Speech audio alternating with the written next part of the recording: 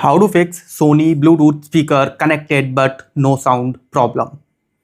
First of all, turn off your speaker, turn it on again. Okay, turn on and then connect and then simply check.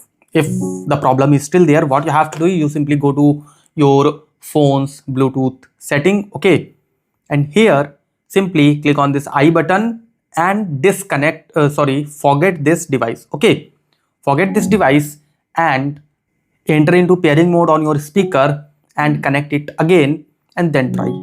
If the problem is still there, what you can do is simply reset your speaker. How to do that? Simply press power button and volume down. Okay, hold them together.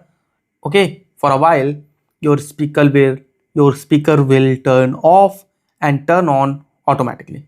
It's turned off, leave it, it will turn on automatically back.